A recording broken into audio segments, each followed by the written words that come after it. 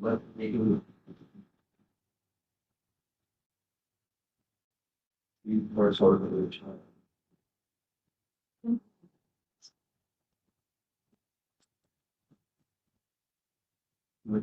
like hoping to say only that.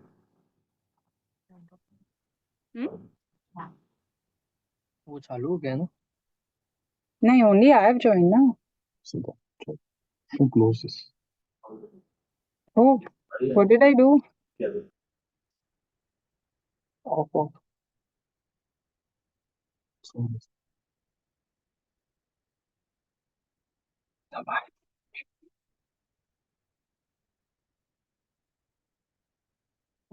great. Thank you. Isn't it still looking very orange?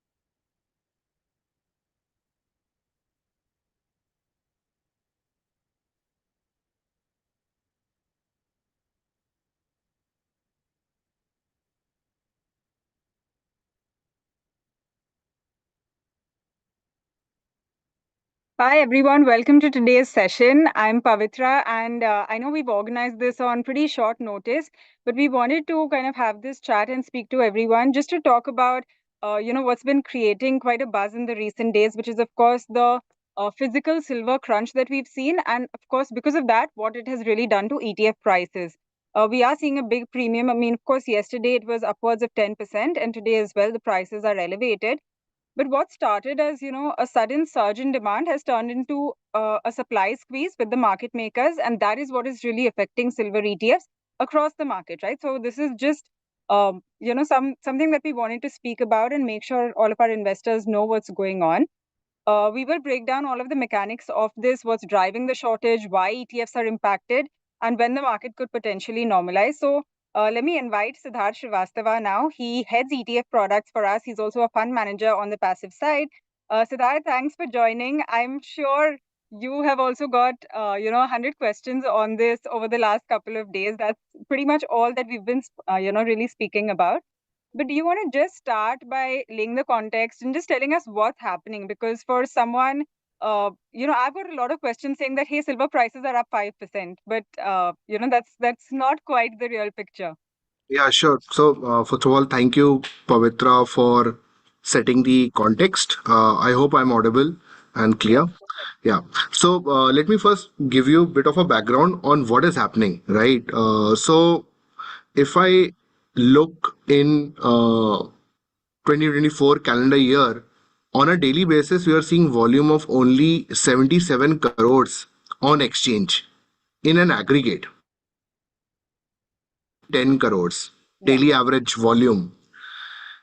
That is just last year.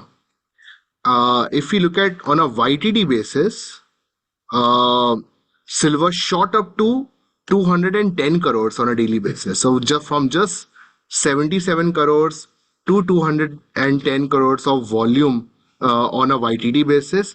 In last 1 month, Pavitra, that Yeah. volume has shot up to 640 crores Oh on my a God. daily basis. Yeah. So almost, let's say, 8 to 9x growth in daily volumes of silver trading on exchange. Hmm. Gold was 109 crores, and gold is somewhere around 693 crores in last 1 month on a daily average basis. So we are seeing significant trading volumes on exchange. The spike is crazy, right?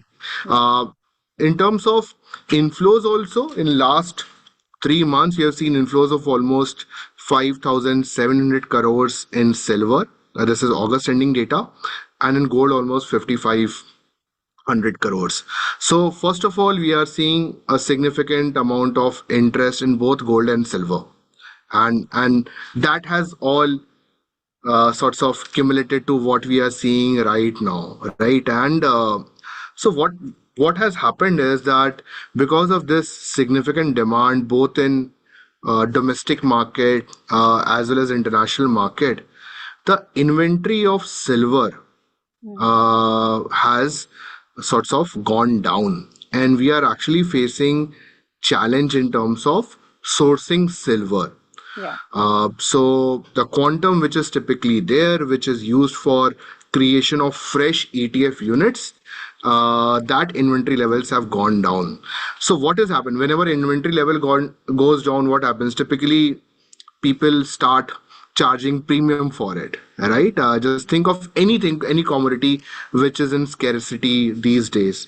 So Yeah. just to set you a context, just 3 days back, which is if I'm looking at a valuation on 7th October end of day, Hmm.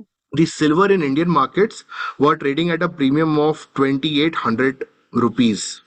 So if you compare LBMA prices, which is international prices, compare it with MCX spot, you are only at 2800 Yeah. premium. Hmm. What That is it yesterday now? that yesterday shot up to almost 8000 rupees. So within 2 days, from 2800, the premium increased to 8000. In fact, yesterday we were so when we source silver, typically we are quoted on MCX futures plus some premium. So day before yesterday, we were sorts of sourcing silver at MCX futures plus 2000, 3000.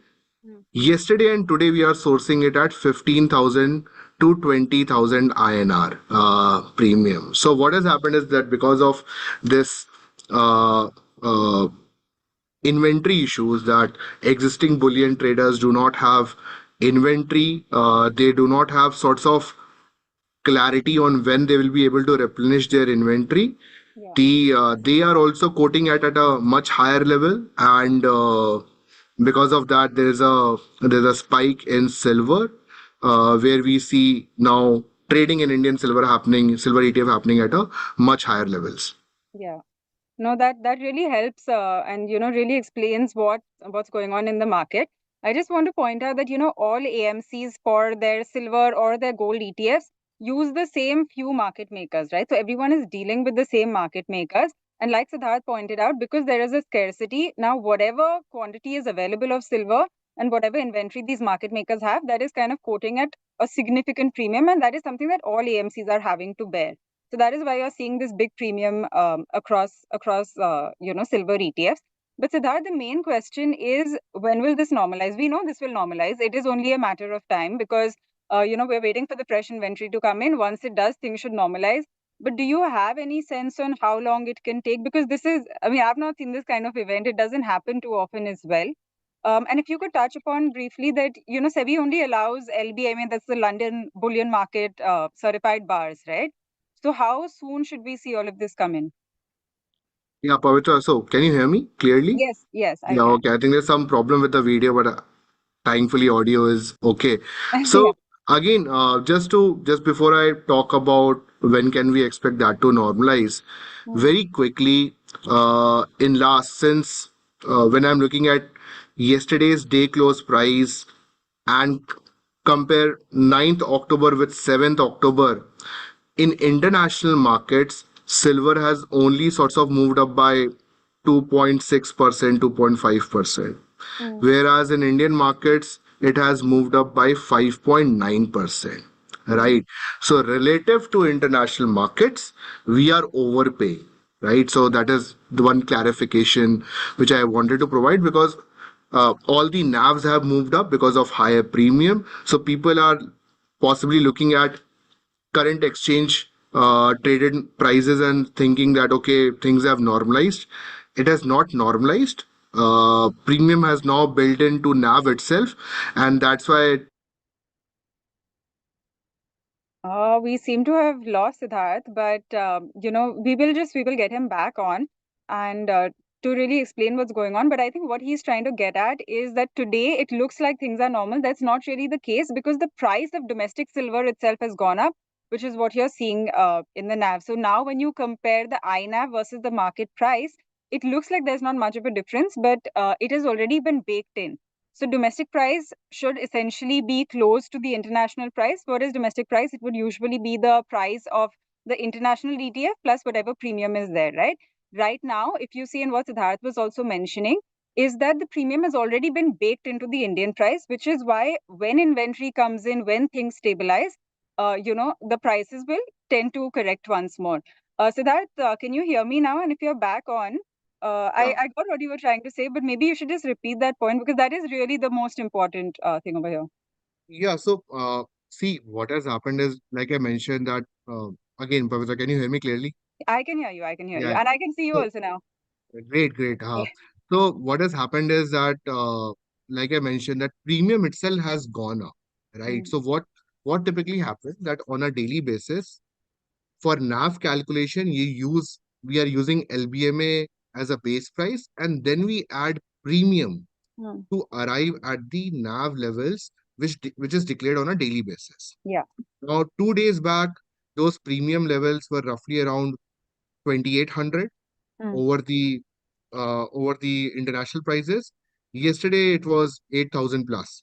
mm, So the premium has increased. So, for example, our ETF, and this is true for other ETFs as well, yeah. day, bef- day before yesterday, our NAV was 149, roughly around 149.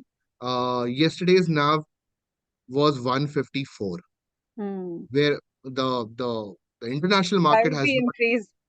yeah, international market has not increased so much, but the NAV has increased. So yesterday people were looking at 149 and were very sorts of concerned that ETF trading is happening at 156, 157, 158, 160, etc. Today, when they are looking at 155, 156 levels, they Yeah. think, okay, NAV is 154, so it is not at a premium. But in a way, it is still at a premium because that premium is now built into NAV. So what Yeah. I'm trying to say is that people should still be cautious, though they are seeing that difference between trading price and INAV and trading prices and NAV is not so much, but Mm. that NAV itself has been sorts of increased because of increase in premium in Indian markets. Yeah. Which will, Yeah, of course, eventually correct to, what is going on internationally once the inventory comes in. So yeah, I like completely, yeah. No, I yeah. get So what I you're mean, saying, that it is still a premium of a kind. It's just not visible to you.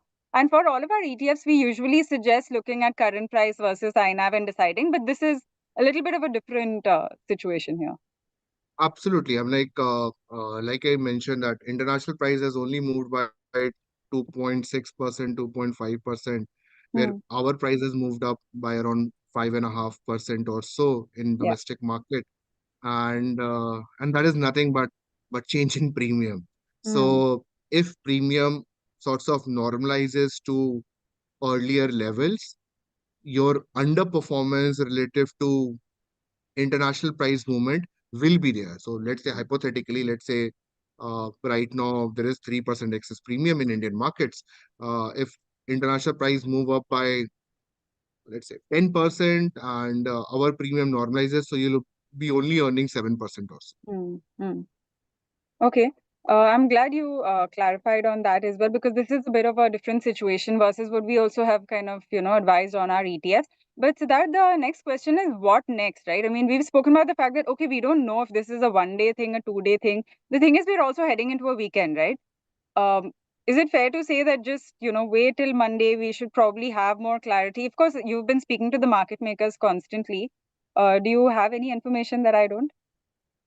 So to be honest, situation is obviously evolving.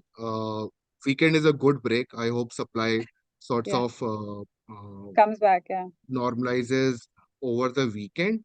Also today, I'm seeing bit of a sorts of selling Selling. happening on the exchange also. So if people are selling, redemptions will happen. uh, the gold, the silver bar will move from the AMC inventory back to the bullion traders inventory, and that way also inventory can build up. So if we Hmm. see significant amount of redemption, that itself will create some amount of inventory. Hopefully on Saturday, Sunday, we'll get they will be able to get more silver from international markets. But I think we'll be able to on that one probably take a better call on Monday or Tuesday, not before that. Okay, so we'll wait till Monday or Tuesday and then we'll probably have more information. I'm seeing some people raise their hand. If you could please just leave your questions in the chat box. Siddharth and I will get to that as soon as we're done with the basic few questions, and then we'll definitely get to all of your questions. So please just write down your comments in the chat box and we will get to that. Siddharth, you said that we will have more information on when the inventory is going to come back, but what should we expect once the inventory is back? Do prices usually correct pretty swiftly back to what's happening internationally? Yeah, so again, we are the news is also on squeeze in the international markets as well. Yeah. India, as of now, does not look like an exception. Hmm. So, like I mentioned, that things happened yesterday itself, and we probably have to sorts of get more information in terms of when inventory will normalize. Hopefully, it happens in 1 2 days, but there's no uh, concrete information available on that side. But whenever that happens, I think premium should eventually normalize to uh, what it was to early level. Certainly, it won't be as high as what I was saying that I'm right now able to procure silver 15,000 to 20,000 above MCX futures when earlier it was around 2,000 level. So Hmm. certainly it won't be that high. So should be at lower levels. Yeah.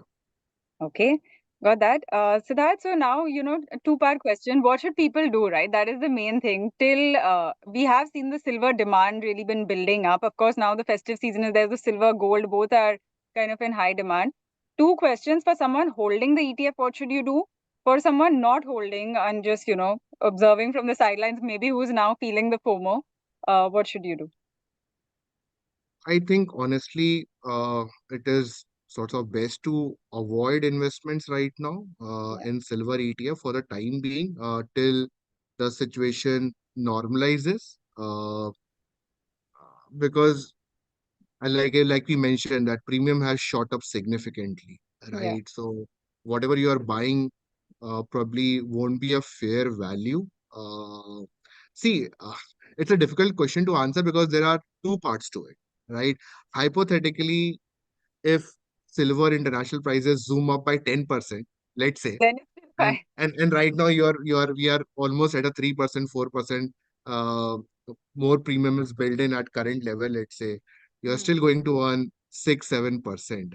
Hmm. So some investors, like we have seen in Hang Seng Tech and Fang, they are still okay buying at higher levels because their view of silver is much more optimistic, etc. But I think the prudent practice will be to sort of avoid buying at higher levels. And I think more important, Pavitra, should be that even if you are buying, be informed that you are buying at a higher level, Yeah. right? And that was the intent of this webinar, that people are looking at NAV and looking at trading prices and thinking that things have normalized. So idea was to obviously tell them that it has not normalized yet. Hmm.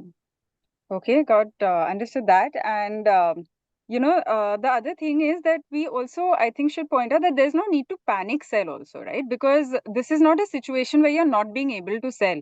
If you want to sell, like Siddharth said, the AMC will more than, happily be able to buy it back from the market makers will more than happily, be able to buy it back from you. So this is not a situation of panic at all. I just want to clarify because a lot of people are asking questions on that as well. But of course, would not recommend, buying it at a premium if something is intrinsically worth 80 rupees and you have a 10% premium on it, you are essentially paying 88 rupees for something where the fair value should perhaps be 80. So we can't really recommend that you buy it. Maybe just sit tight, and like Siddharth said, by Monday, Tuesday, we should have a few more questions right now. So that we're also getting a lot of questions. For everyone who's tuned in, I'm not going to be able to come to you personally, but I'm getting all of your questions in the chat. So I'll just read them out. And Siddharth, maybe you can take a few of these. We have one question which says, do you think there is any big correction in the short term in gold or silver ETFs? Of course, we've seen, a big rally already, but Yeah, I think we should have predicted this question. yeah. So I think anything which moves so quickly, so drastically in a single direction is bound to consolidate, right? Hmm. And that is typically how market behaves. I expect some consolidation, some pullback to happen. Hmm. In terms of drawdown, I'm probably a bit more comfortable in gold because it is backed by central bank buying, right? Silver, I see that if drawdown happen, it may be a bit more sharper than gold. But that is, let's say, a very near term view which we have. From a long term point of view, expect both gold and silver. In fact, medium to long term point of view, expect both silver and gold to do well. Okay, both should do well. But yeah, from a short-term perspective, I'm glad that you clarified because a lot of questions are coming in on that front. So that the next question is, but what is really driving this demand? Why is it so high all of a sudden? Because the rally has been going on for a while, right? So why did it suddenly spike now? Yeah, I think it's not just in India. I think silver buying and demand in silver is there globally also. And see, silver is a bit more sorts of tricky to handle in terms of storage compared to gold. If you are buying, let's say, 1 kg bar of gold, you are buying, let's say, 1.2 CR, 1.3 CR, etc. Right? Just 1 kg small bar. With 30 kg of silver, I'm only able to sorts of get 43 lakhs worth of inventory. So just imagine if I have to sort of equate it to silver to gold, in terms of value wise, I have to buy 90 kg of, let's say, silver. Again, I'm using a very approx figures versus 1 kg of gold. So movement and everything which is required for silver is obviously much more complicated. And also, we should obviously understand that silver, in terms of supply and demand, there has been a deficit in last 3 4 years. So I think all of that is coming together and has created the situation. Okay. The next question is one that you and I were just talking about, earlier when we had our own call as well, which is that why are different AMCs seeing different premiums for the silver ETF NAV? The reasons that, you and I just spoke about, it should affect everybody similarly, and it is affecting. We Yeah. also know that the market makers are the same. So, do you want to touch upon this? Yeah, I think it's purely supply and demand. Most of the market makers are same, and like I mentioned, so we have spoken to our peers also. Yesterday, they were people were typically quoting in the range of 15 to 20,000 plus MCX futures for silver, which is the same for today as well. So in terms of procurement price, I think it is pretty standard across the AMCs because there are only few market makers here. Valuation also, most of the major AMCs value their ETF around MCX spot itself by the end of the day, and that's why you typically are seeing around 5 rupees increment in the NAV of almost all AMCs. 9th October over 8th October. In terms of trading, why some are trading at uh, 1% or 2% lower level and why some are trading at around same levels, it's purely because of supply and demand. If let's say selling is happening more at an AMC A, Hmm. they will trade at a discount, right? Yeah. Or lower level. If in my ETF there is still buying happening, there'll be some, it will be trading at a bit of a higher premium. So it's a all function of supply and demand. Hmm. Okay. I hope that clarifies it because this is a question that we've, got multiple times ever since this news first And, really came and out. also one thing, sorry, Pavitra, sorry to Yeah, yeah, interrupt no, you. go ahead. Because a lot of silver ETFs were issued at a different point in time. Yeah, Their NAV actual will be, NAV is baseline is different. yeah, So for one AMC, the base NAV is 149. For another AMC, the base NAV is 146. yeah, It's nothing to do with that I am pricing my silver more expensive or someone is pricing their yeah, silver more cheaper. It's just that they were issued at different point in time, and because like expense ratio eats into the NAV. That's the reason why base values are different. So nothing to do with premium and discount, at least on that front. yeah. No, we get this question a lot, even when this kind of supply issue is not there. So it's good to clarify on that. Interesting question, which says, considering that there's this much happening, if ETFs are hoarding silver, soon there will be less left for manufacturing. Do you envisage some regulatory interventions or the MF industry contemplating some self-regulatory measures?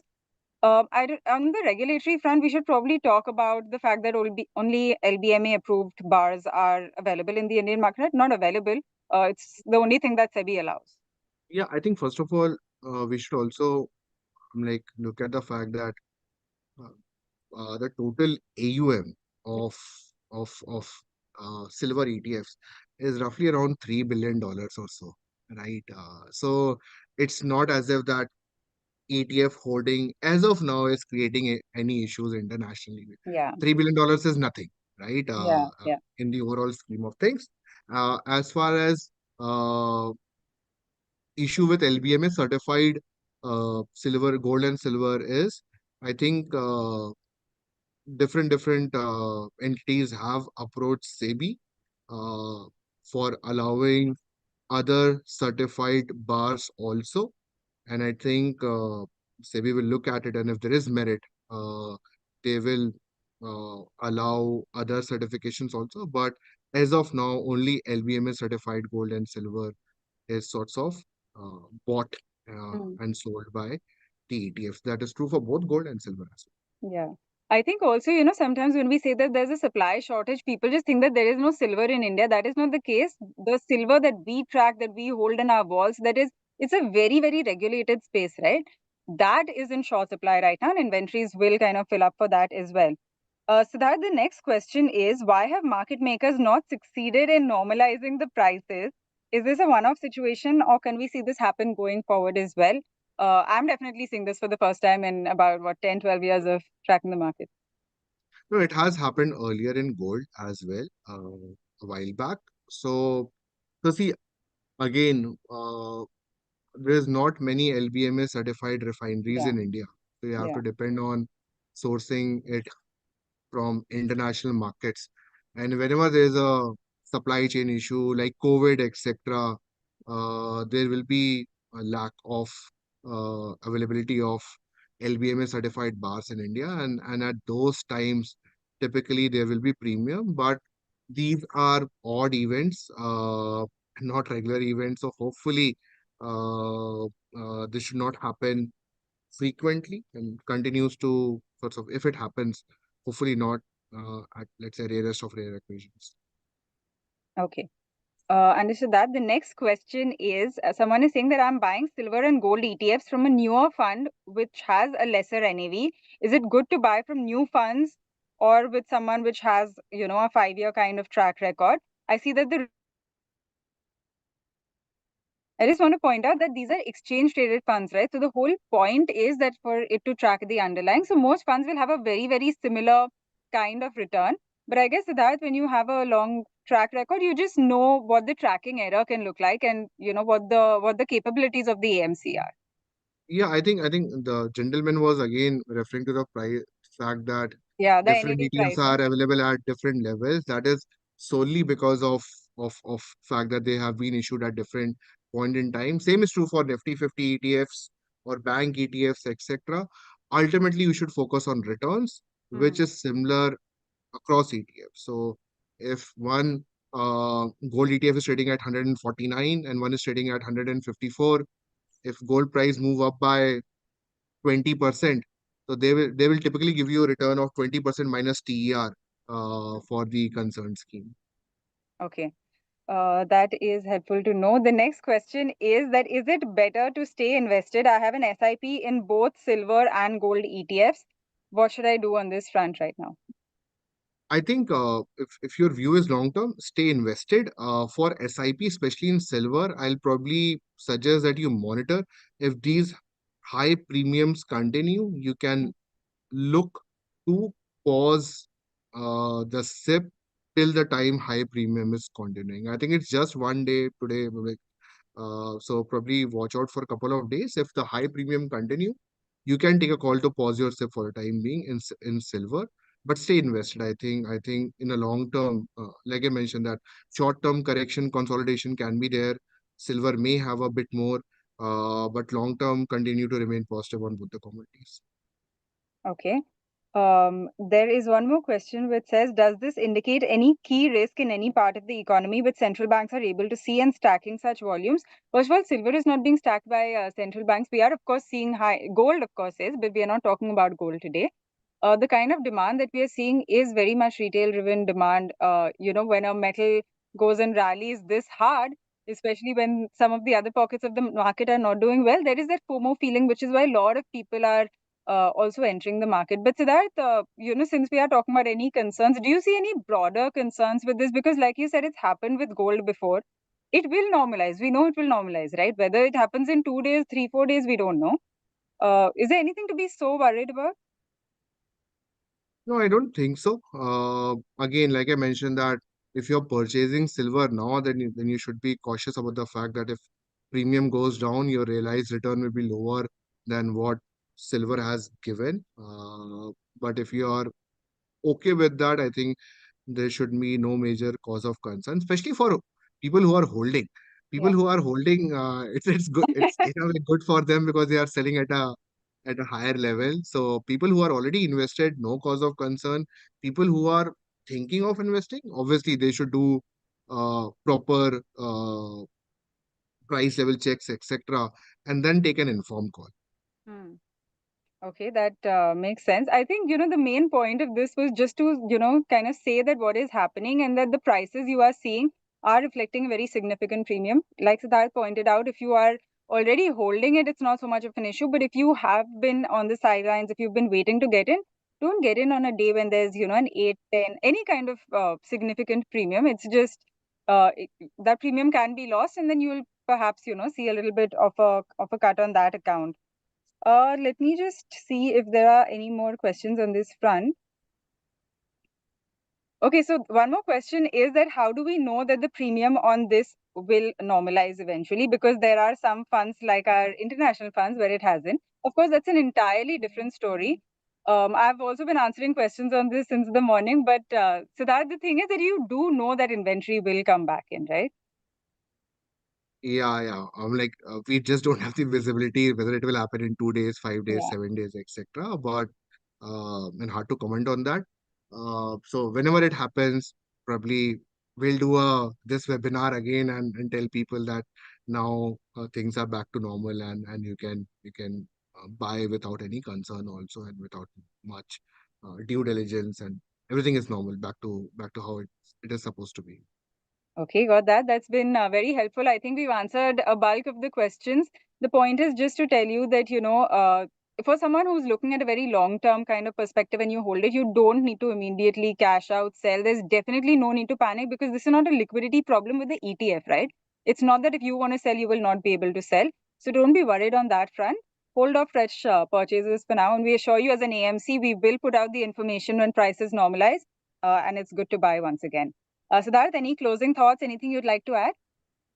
No, just reiterating the fact that while when people are buying today, looking at the prices today, they are seeing it around NAV, but NAV itself has Yeah. inbuilt premium. So be cautious about that. I think uh, just look at how MCX futures is behaving and what levels MCX future is. I think if I have to sort of look at somewhat correct benchmark, I think I look at that.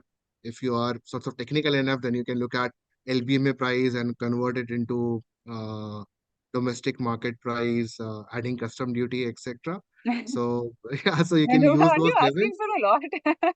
Yeah, I am, but then I think people who are very keen to buy at these levels, they have to do the due diligence to understand that at what premium they are buying. So yes, just wanted to highlight that situation has not normalized. We are Yeah. While the trading prices are around the NAV itself is inflated a bit. Yeah. So be cautious about that.